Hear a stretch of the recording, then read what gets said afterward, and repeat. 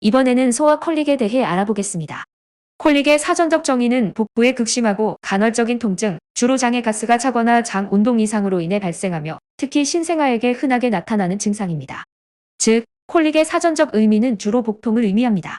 특히 신생아나 유아에게서 나타나는 극심한 울음 증상을 설명할 때 사용되며 원인은 명확하지 않지만 소아계통의 문제와 관련이 있다고 여겨집니다.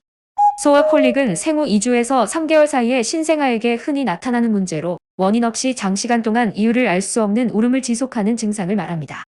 콜릭은 일반적으로 저녁 시간에 발생하며 신생아의 10에서 40%가 겪는 흔한 현상입니다. 아기가 울 때는 배에 가스가 차서 불편해 보일 수 있으며 다리를 구부리거나 배를 팽창시키는 모습을 보이기도 합니다. 콜릭은 시간이 지나면서 자연스럽게 호전되는 경우가 많으며 대개 생후 4개월 정도의 증상이 완화됩니다. 콜릭의 원인은 명확하게 알려져 있지 않지만 소화 문제나 가스, 민감한 신경계, 우유 단백질 알레르기 또는 불내증, 과도한 자극과 같은 요인들이 관련될 수 있습니다. 대처 방법입니다. 안정적인 환경을 제공합니다. 아기를 따뜻하게 감싸주거나 흔들어주는 것이 도움이 될 수 있습니다. 부모가 아기를 안고 흔들어주거나 따뜻하게 안아주는 행동이 아기를 진정시키고 안정감을 주는 방법 중 하나입니다. 트림을 시킵니다. 모유 수유나 분유 수유 후에 트림을 시켜 가스를 배출시킵니다. 수유 중인 엄마가 카페인, 우유, 콩 등의 알레르기를 일으킬 수 있는 음식을 제한할 수 있습니다.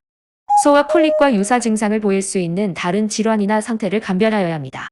원인을 찾기 위해서는 다른 질병과 콜릭을 구별하는 것이 중요합니다.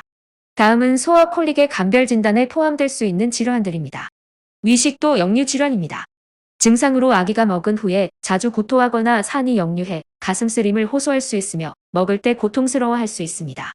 콜릭과 달리 위식도 역류 질환은 주로 먹은 후에 증상이 나타나고 트림이나 구토와 관련이 있습니다. 유당 불내증입니다. 증상으로 모유나 분유에 포함된 유당을 소화하지 못해 가스, 복부 팽만, 설사 등의 증상이 나타납니다. 모유나 분유를 먹은 후에 즉각적인 소화 문제와 관련된 증상으로 구별할 수 있습니다. 우유 단백질 알레르기입니다. 증상으로 아기가 우유 단백질에 알레르기 반응을 일으키며 설사, 구토, 피부 발진, 혈변 등의 증상을 보일 수 있습니다. 구별 포인트로 식사 후 알레르기 반응이나 피부 문제 등이 동반됩니다. 장중첩증입니다. 급성 복통, 구토, 혈변을 보이며 매우 심각한 상태입니다. 장중첩증은 매우 급성으로 나타나며 응급치료가 필요합니다.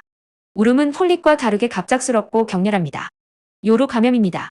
증상으로 발열, 소변에서 이상한 냄새, 아기의 식욕 부진, 과도한 울음 등이 나타납니다.